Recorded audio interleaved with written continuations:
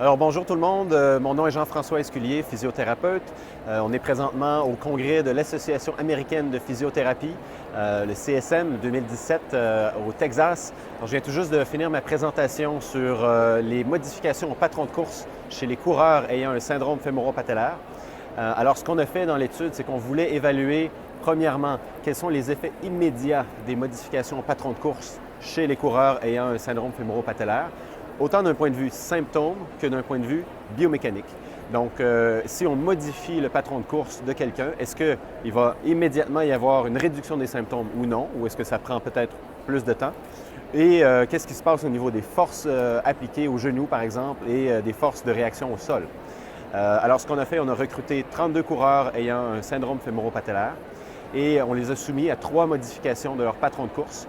Tous étaient des attaqueurs de talons d'emblée.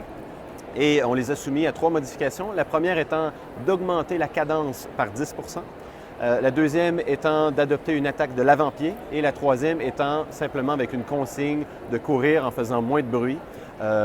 Donc, on avait ces 3 conditions-là et la moitié des gens ont fait dans un ordre précis, l'autre moitié dans l'ordre inverse. Et on a évalué sur tapis roulant, vitesse confortable, 8 à 10 km/h, quel était l'effet sur toutes ces variables.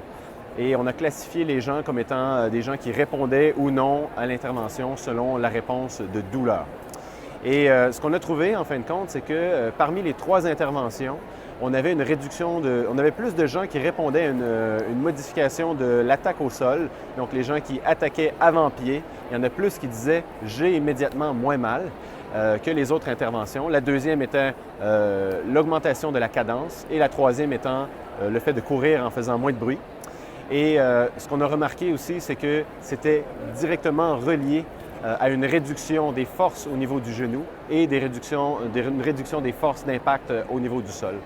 Le seul point peut-être à faire attention, c'est si vous transitionnez quelqu'un vers une attaque avant-pied, il faut être très graduel parce qu'on augmente aussi la charge au niveau de la cheville. Donc, simplement faire attention. Et l'augmentation de cadence est probablement la meilleure intervention cliniquement, meilleure application.